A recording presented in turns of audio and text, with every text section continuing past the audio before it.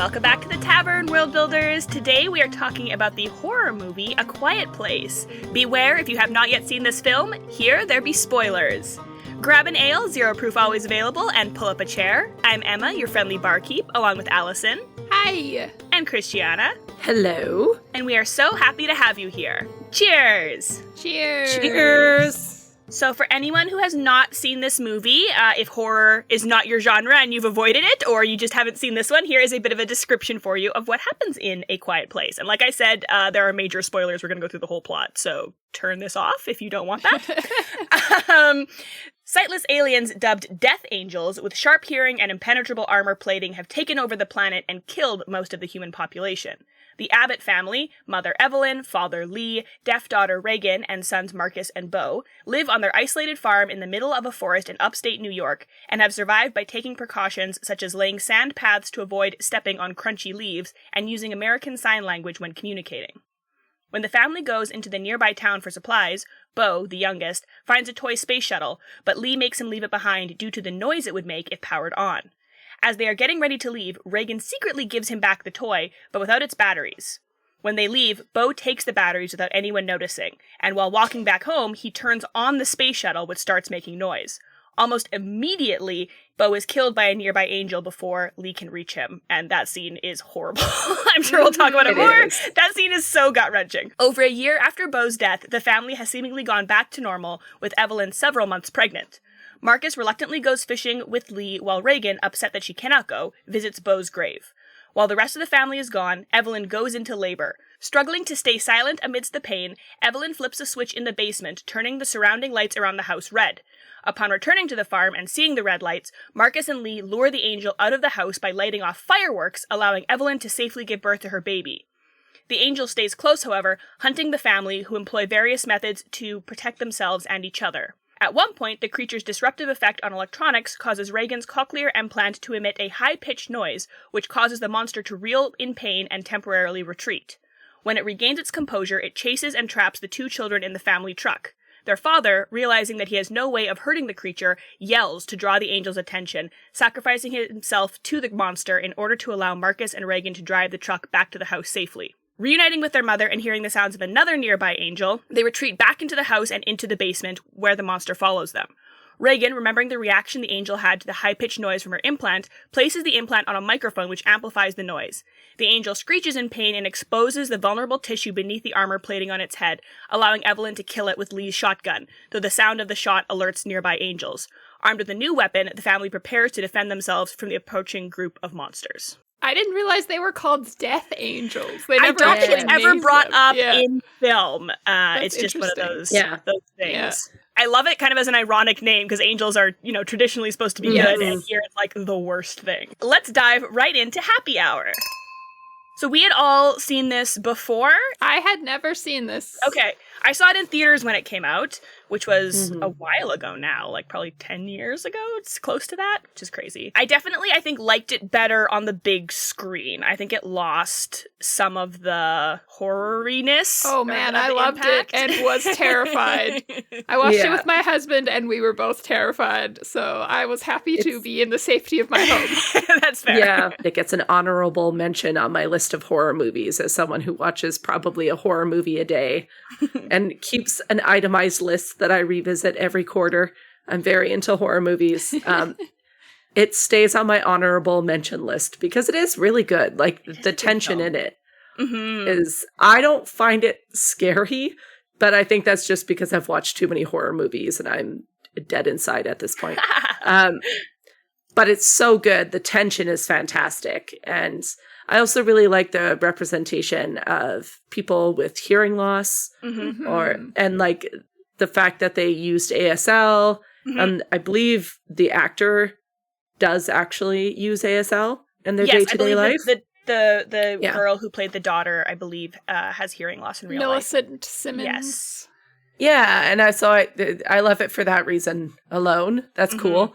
But I also liked the fact that this is a rare story where their disability serves them in a sense, right? The fact that the cochlear implant, it does and it doesn't. And that's what makes it really realistic and cool. Yeah. Yeah. There's some scenes where you watch her and there's an alien, or not an alien, there's an angel coming up behind her and she can't hear it coming up. And you're like, that no! just so ramps up the tension. Yeah. So that was great. Yeah. As someone who doesn't watch a lot of horror, I like almost, I don't know, for me, that I don't consider this horror. Like, it just in my head, horror seems different. Like, to me, this feels like a sci-fi, like, it feels more like, I don't know, War of the Worlds. Oh my goodness. I think it's totally or very horror. Alien, which I know Alien is also horror. Something about monsters to me doesn't feel like horror. It just feels like, oh, it's another fantasy or sci-fi thing. Although I know it is horror. Yeah, it really, to me, the definition of horror is how the plot hinges, right? You can have, for example, Lord of the Rings isn't a horror series, although you have orcs in Nazgul and all these creatures who are realistically very scary looking. You could make it a horror movie very easily. Shelob? Oh my god, I hate spiders.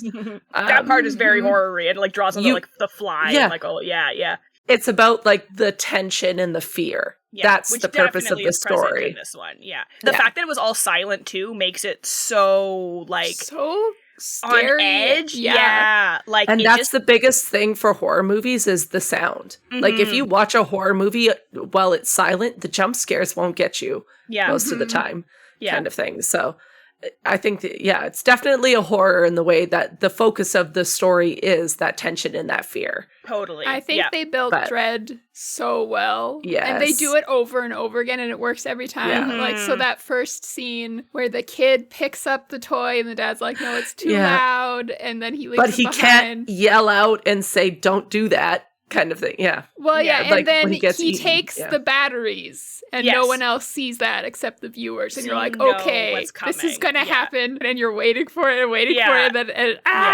and then the other scene that really got me, and Jordan, my husband, it wasn't even anything to do with the monster. It was the nail scene. It was the nail scene. Oh yes, describe the nail scene for the listener. So the wife is pulling a load of laundry up the stairs. And it grabs a nail and kind of pulls the nail up onto the stairs. And so then it shows this nail just sticking up on the stairs. And you're like, okay, someone's going to step on it. It's going to be bad. They walk around in bare feet all the time, too. To be quiet, She's going to step on that. Is coming. And we were just like on edge waiting for that. Jordan hated that. He like left the room. He's like, I can't do it.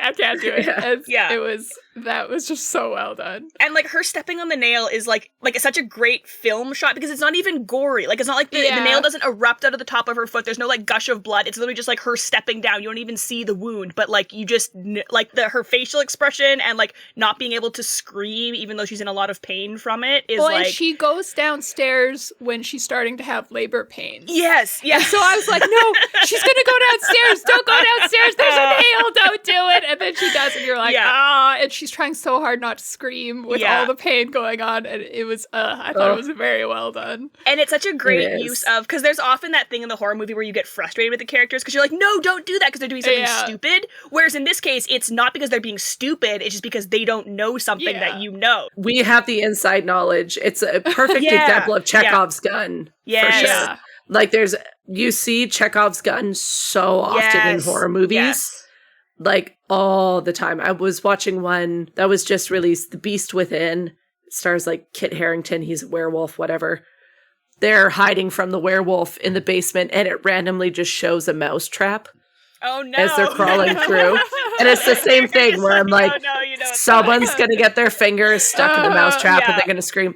But if you hadn't shown it, you would have been like, oh, how convenient. Yeah. But the fact that they show it first, you're like, no, someone's going to get their finger snapped. Or like the same with the nail. Like if they just randomly had her step on a nail without showing it first, you would have been like. It'd feel cheap, yeah. It would feel cheap, but instead you're like, and you're kind of waiting for it. It builds that tension really well. Yeah. The other thing I really loved about this movie was they do a really good job of showing without telling because they literally can't tell because they can't talk. Yeah. And one of the things I noticed was I was wondering how long have these creatures been on Earth? And there are clues that tell you because the kids can talk. And so you're like, okay, they probably had some time to learn English before they had to completely go silent. And the parents also just are so sad all the time, and you're like, this obviously isn't normal. Like, they haven't lived with these monsters their whole life, so this it's has like a generational, to have happened sometime recently. And just things like that, where the world and monsters are built so well without them saying it through dialogue. Yeah, or nobody says, you. like, it's been 2 years since the monsters came. Something that I see a lot, a complaint about this movie is, like, there's the scene where they go to the waterfall and Lee and Marcus are able to actually talk because the waterfall is masking their sounds. And I always see people saying, why didn't they just build a house by the waterfall? And I'm like, have you ever lived near water? It just wouldn't work. Where are they going to grow their stuff? Like, also, there's no indication that these people can just build a house. Like, it's hard to build a house. Just, like, they're like, why didn't they just build the house by the waterfall? And I'm like, I wouldn't know how to build a house. Is also noisy. Exactly. Insane long noise. I don't know if the waterfall would cover, like, hammering sound. Yeah, I don't know. Exactly. So I want to address that for any listeners who immediately think, well, you just live near the rushing water. And it's like, okay, you build a house from scratch.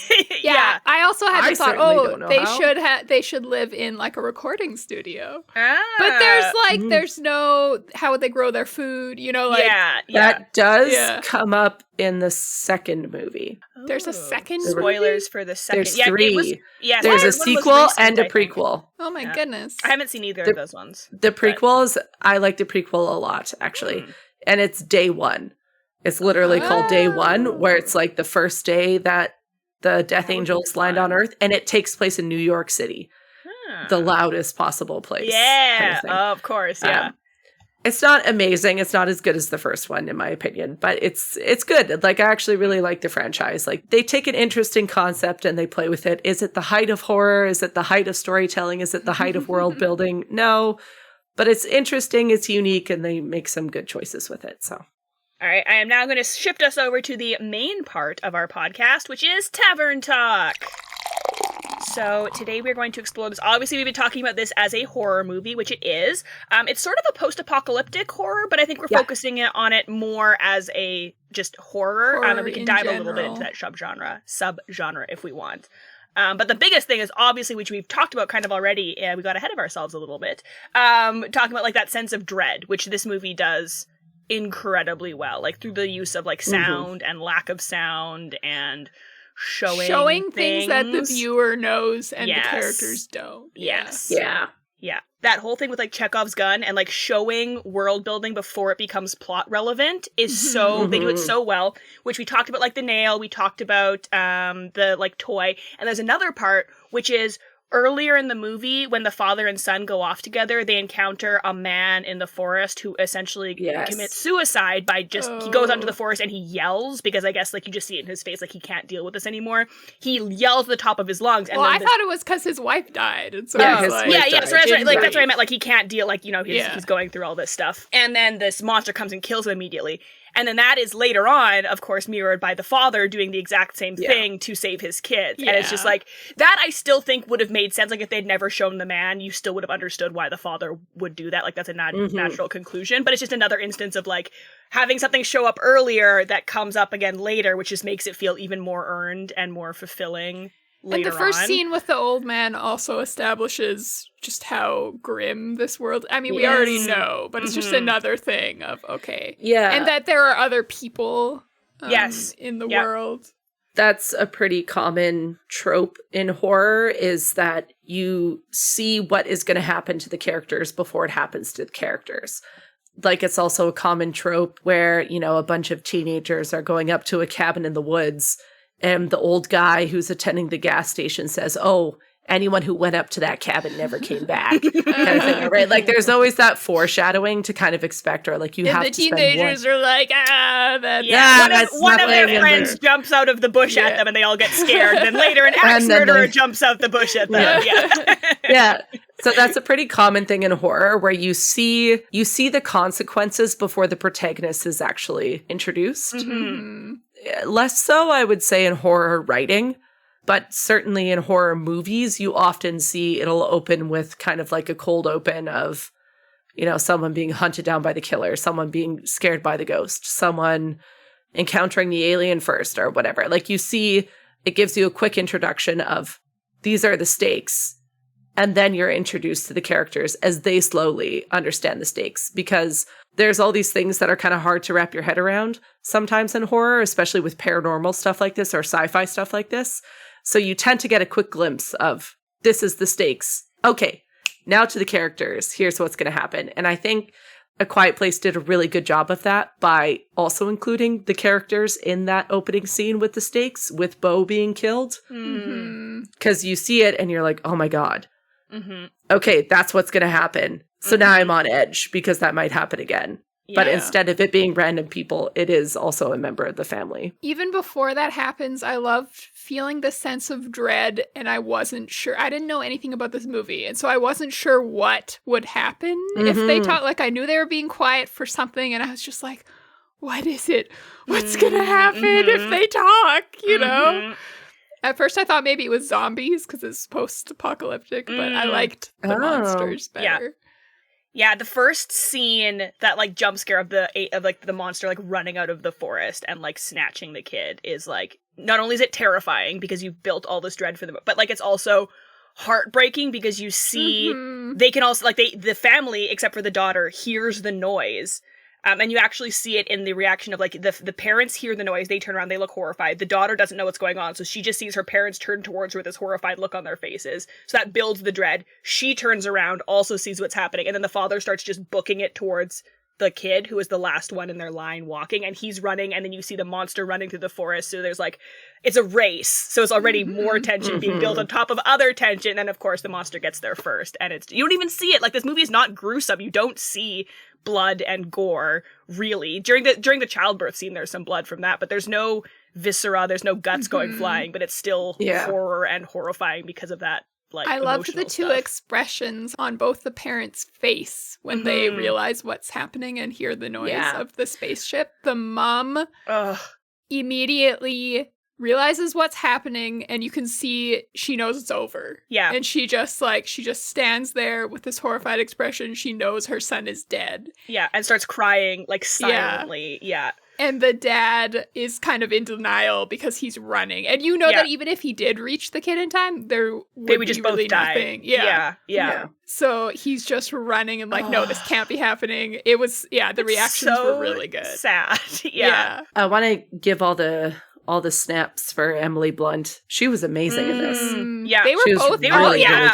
They were. Yeah. The kids were good too. The kids were good. Yeah. But that birthing scene, like, apparently she did it in like one take or something. Wow. Like I read an article where she like, or at least she did the first take and everyone was all emotional and she's like, okay, is that good? Like immediately afterwards.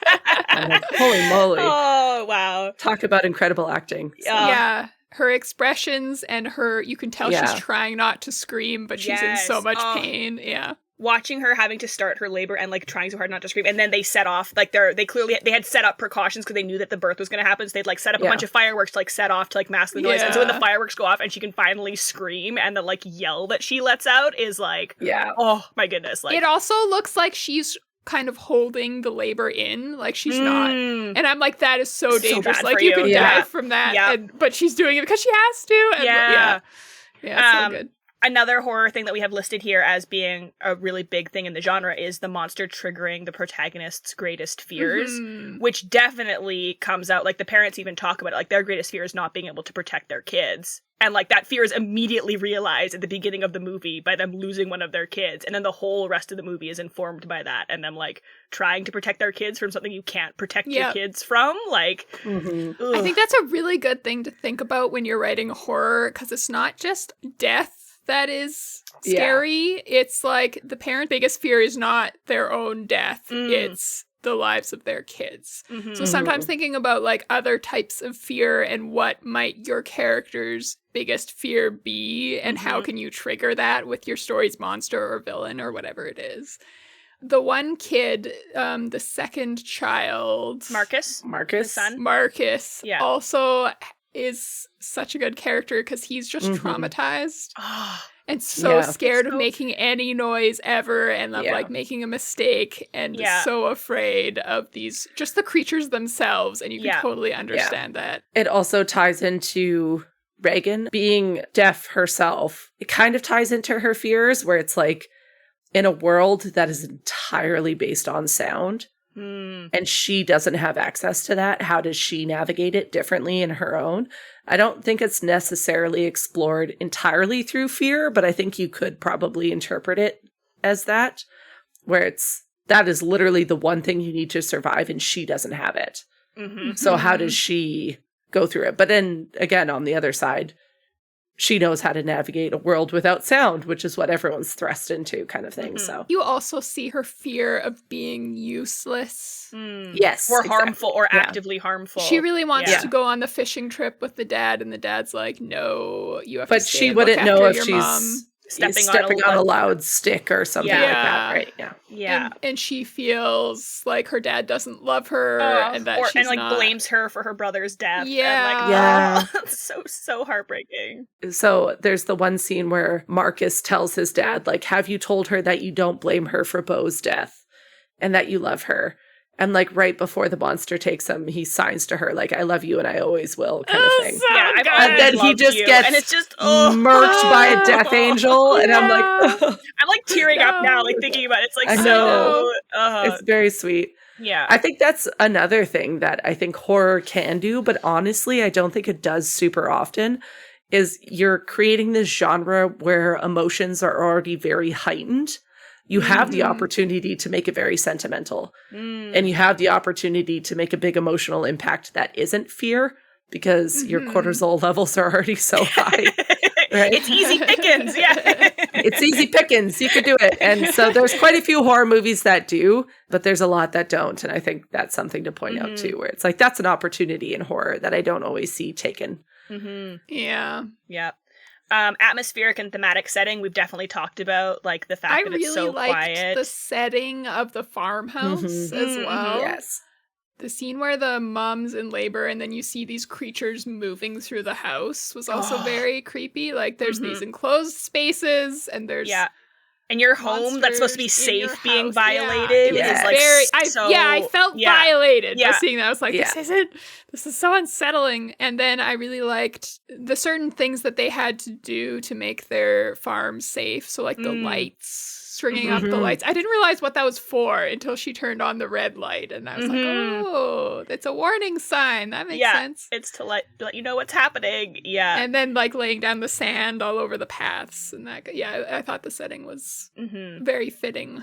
Yeah. There's also, especially at the beginning of the movie, like those opening scenes, there's a few scenes where they've taken all the noise away, like artificially. So like even when there would be ambient noise, I think that they've just like taken it all out and completely deadened it, which is very weird because you usually don't have completely silent. Well, they do that when you're in the daughter's perspective, so you can understand like what it's like to be deaf. Yeah, and it's like you don't usually get that. So it's also kind of unsettling if you know, as a hearing person, if you're not used to that, it definitely makes you feel off kilter in a way that you're not used to feeling. Yeah, the sound design is a really important part of the storytelling in this. If they had gotten that wrong, that would have really screwed up the film. Fear of the unknown absolutely is in this. Like they clearly don't know very much about these creatures. I will keep wanting to say aliens. That's also an unknown thing, because we never find out where they came from, I think. They are aliens. I will say that. You find that out in the rest of the universe. They are aliens. Which makes sense. They kind of like crash landed on a meteor. It's not confirmed if it's a meteor or a spaceship or whatever.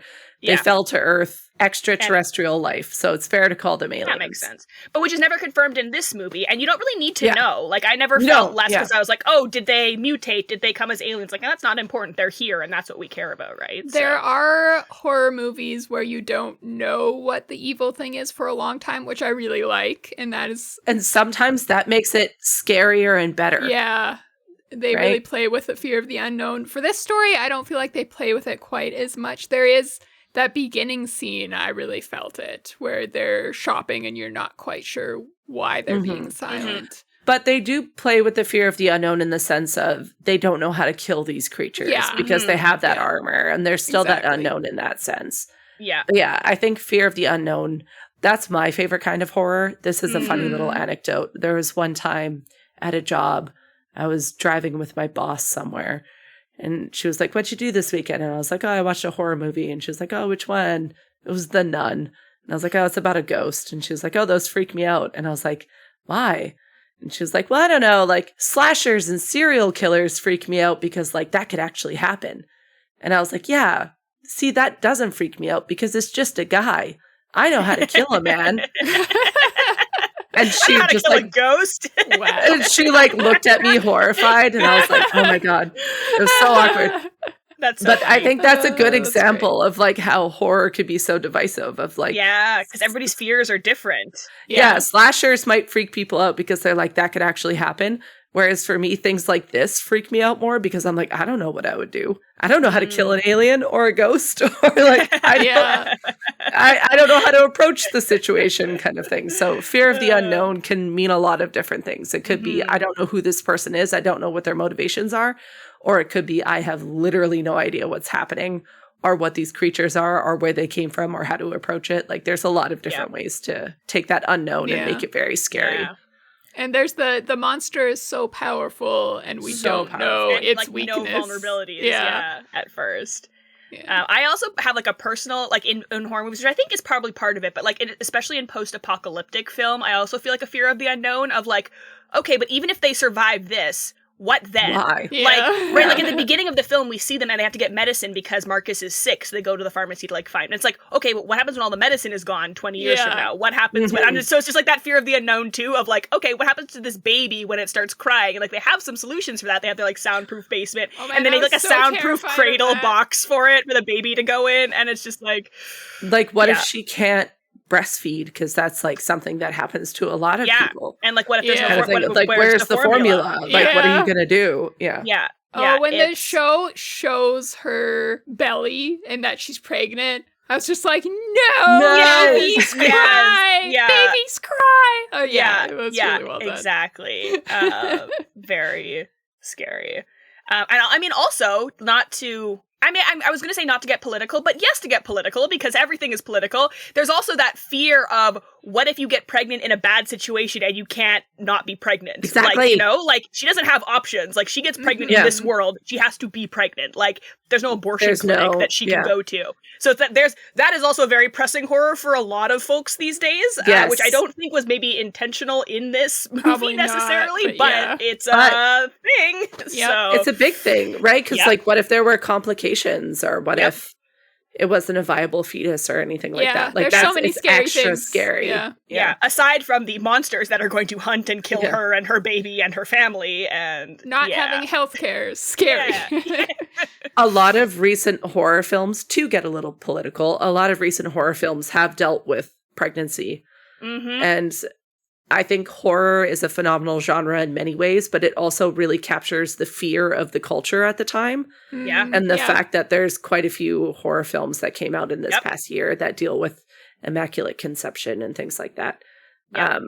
It's really interesting to see. Like, if you watch a horror film from a certain year, you could probably extrapolate what the fear of the society is at the time.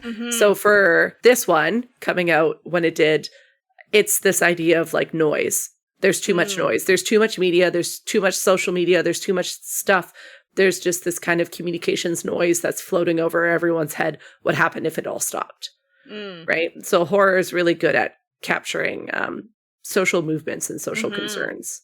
Totally. Rising tension and increasing sense of isolation. We definitely get that. The isolation of like not being able to communicate is very scary, and you get the sense that like this family had it probably better than a lot of other families, because already having a child with hearing impairment, I think you can extrapolate or assume they already knew sign language, like they were already using that. For families that don't already use that, they probably got wiped out real soon, because you can't even communicate with your kid or your partner or whoever without a monster coming and killing you. So like that's definitely isolating. Like, and then there are scenes throughout the movie where the kids get on their own. The mom's on her own when she's having labor. The one kid is on his own when he goes to start the fireworks. And then there's a very scary scene with him being chased by a monster and not knowing what to do. And so, there's definitely increasing isolation for everyone. Yeah, the family's isolated, and then each of the family members gets further isolated as they go. And the daughter, Reagan, is also just sort of isolated in that she's the only deaf member of her family, and no one can no one can understand exactly what it means to be disabled. You know, there's that sense of aloneness, even though she is surrounded by people. Yeah, and like definitely between her and her father, like, you know, there's the she has the fear that he blames her. Yeah. And I think it's very clear he doesn't blame her, like he blames himself, but because he can't express that, it just like there's this distance between them, even though, and then like later on, like of course there's the whole scene. She also sees that like he's been working on trying to repair her cochlear implant, which I guess hasn't been working since the beginning of the film. So like you see later like a whole pile of things on his desk that he's been working on, like trying to, and it's like I think that's like a, you know, a metaphor for like trying to reconnect with his kid, and like it's not working, so there's just that emotional distance, and it's this like I think maybe that's why I don't think of this as horror as much, because it's like those emotional things that stay with me more than the like jump scares. Oh, it's ticking so many horror boxes though. I'm definitely not arguing it's not horror, just like in my brain I don't categorize it that way, like when I think about it, even though that's wrong. So I definitely categorize this as horror. Yeah, like stakes, absolutely huge stakes. Showing the kid dying right at the beginning of the movie absolutely like highlights what the stakes of this film are. Yeah, I mean, stakes are important for any genre. Yeah. But you definitely want to show what the characters have to lose, like if the monster gets them in this case. Yeah. Yeah, because if the monster is like small and fluffy and harmless, then it doesn't matter if the monster gets you, because you can just punt it across the field if it's like a bunny or whatever, right? Like then you're fine. There's a Tim Waggoner quote. I added that. He wrote, talk about that, Allison. Tim Waggoner wrote Writing in the Dark, which is a really great resource if you want to write horror. Waggoner is a horror author. And I have a quote here from him. He says, "Horror comes from a violation of what characters perceive to be reality. In horror, characters are facing fear when a set of perceived rules changes." And as someone who loves rules and like knowing how things are going to be, this is very frightening to me. Like, oh, suddenly this monster exists and changes all the rules of the world, right? You can't talk. The most basic thing that you assume you can do is gone. So like, what? So I think that's a really fun thing to think about when you're writing horror. Is just like, what do I see as normal, and how might a monster or something else change that? Yeah, I would even push it to say, even if it's not perceived rules, it could be perceived understanding.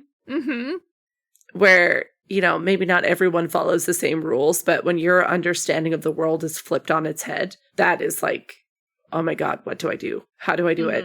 What's going to happen? What are the stakes? Yeah. Yeah, definitely like the endings of horror stories often being left open and not having a super clean resolution or closure. In the few horror things that I've seen, I've noticed that often the ending is kind of like, sometimes it's they defeat the monster, but then, oh, there's this little monster. You see a tentacle creeping in or whatever. Or it's like, maybe it's still alive. And in this case, it was like seeing the mother and daughter about to fight all these other monsters. The last scene is the mom like cocking the shotgun that was so as good. you hear monsters. It's just like, oh gosh. Yeah. Because horror, in my opinion at least, should leave you feeling a little unsettled. Like if it's perfectly cleanly wrapped up, it doesn't feel like a horror movie to me, at least. Especially in film. So you see things like The Thing, one of my top horror movies of all time. It's very classic, where he defeats the thing, but it's just him lying in the snow, looking at the burning building, thinking, is that it? Right? Like it doesn't have to be this big thing of, oh, there's a million monsters coming, but is it really over? Are we really done? And I think that's really important. Or you see it frequently in things like I Am Legend is another thing that I wouldn't necessarily pin as precisely horror, but I think a lot of people would, where it's like, even though they get the antidote to the virus or whatever, how are they going to do it? How are they going to actually get everyone the cure they need and things like that? Like there needs to be a little bit of an opening. I recently watched Alien for the first time. And Yay! It was very fun. Partly because I didn't find the alien scary because it's so old. It's much more kind of funny. That's why I suggested it to you, Allison. I was like, it is a horror film, but it feels more like an action film. I enjoyed it. And then the ending, she does escape the ship and defeats the alien. But there are still questions like, these aliens exist. And like also the company she was working for was trying to get eggs, and that's not over yet. Like what, you know, yeah, that's another example of an open ending. Yeah, like the character can be safe. The character can be fine. But there's still questions. I think is the main thing. You don't necessarily have to answer the questions, and they don't have to be quite like A Quiet Place where, you know, you're cocking your shotgun and ready to go. But there needs to be a little bit of, oh no. Yeah, like something that hints that there's more in store for the characters, that the story is not completely resolved, is definitely a horror thing. With that, let's slide on over to Proprietor's Pick. Allison, what do you have for us that is like A Quiet Place? I know there's a little bit of discussion about this in the chat of what would fit best. So what have we gone with? It's really interesting to me when we pick an older title. So A Quiet Place is a little bit of an older movie. And then I try and find a comparative title for it because genre has trends, like, and subgenre has trends. And so, like, right now I had a hard time finding a survival monster story because that's not super popular in horror right now. What's popular right now is, like, haunted house stories and, like, psychological stuff and, like, contemporary, like, scary murderer type stuff, which is also fun. But does not match our it doesn't really match. So I'm going to cheat a little bit and give you two titles. So one is an upcoming book that just sounds hilarious and wonderful. And another one is an older title that kind of more matches Quiet Place. So the first one is The Lucky Day by Chuck Tingle, who I know Christiana loves. I love Chuck Tingle. I'm a Tingler. It's coming out in August of next year. So you can add this to your TBR or pre-order it if it sounds fun. Here's the description. After a global disaster prompts thousands of comically unlikely deaths, a bisexual statistics professor who has convinced herself she might not exist, and an ethically dubious government agent must travel to Las Vegas to unravel the connection between deadly bouts of absurdity and a supernaturally lucky casino. Love it. It sounds so weird and bonkers. It reminds me of The Stand a little bit. I don't know if you guys have read The Stand, or there's also a Prime series of The Stand where there's a plague that sweeps people. And that's Stephen King, right? Yes. Yeah. And they rebuild in Las Vegas. Yeah. So that's the only reason I think of it. But Chuck Tingle, King of Kings, Love is Real. So. Yeah, he's got some great stuff. And then if you want something a little bit more like A Quiet Place, try Bird Box by Michael Lewis Calvillo. It's about 4 siblings in a post-apocalyptic world where an ancient evil induces madness and suicide if you look at it. So you've got like the family themes, the post-apocalyptic stuff, the sense, the weird sense, which is also a movie. So you could also, if you like this movie, I believe. You might also like movie, I think. The Bird Box movie. So those are my Proprietor's Picks, and you can get both of those on our bookshop.org page and support the podcast and an indie bookstore. Last call! Here are some concluding thoughts and questions that we think you can take from A Quiet Place to apply to your world building. Allison, what do you have for us? So in horror, I think it can be tempting to just be like, okay, horror, bad stuff happens, bad stuff, bad stuff, bad stuff. Yeah. But what's really important is that you need to encourage your readers to care about the characters before the horrific things happen to them, because otherwise it's just action for action's sake, and you're like, why do I care, though? And so, and this doesn't mean that they have to like the characters, but they have to be invested in what will happen to them. So, for example, I didn't particularly like the youngest kid, Beau, in the first scene. Like, I didn't feel any way about him, really, because we don't learn that much about his personality or much about him. If anything, I was a little bit annoyed, because I was like, oh no, he's going to make noise and ruin everything for the whole family. But I was invested because he's part of this family trying to survive in these very strange circumstances. And I can understand the childlike desire to want a cool toy, even if I think what he did is stupid, which is okay because kids can he's do 4 and you're supposed to be stupid when you're learning to be a person still. And then I'm also just drawn to him because he's a kid, which is like an innocent, like, and you don't want things to happen to innocent characters. And his family obviously loves him and wants him to be safe. So all those things made me invested in him, and then have that immediate dread when you realize, oh, something bad is going to happen to him. Oh no! Yeah. So yeah. And I think the movie did just a really good job of caring about every single character. Like you learn a little bit about each of them. You understand how much they care about each other. There's some just really quiet scenes, like where the mom and dad dance with headphones on, so and just very sweet moments of feeling for this family. So good example. Yeah. Make your readers care. It is a really easy shorthand, too, to, like, show a child or an animal in a dangerous position, and you, like, immediately get sympathy, because it's, like, these are things that are, like, small and innocent that we are, like, hardwired to not want bad things to happen to.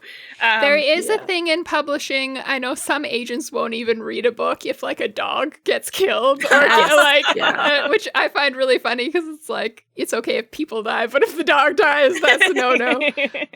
But I also understand, because, you know, pets, you don't like seeing animals. They tug at our heartstrings more than anything else. Yeah.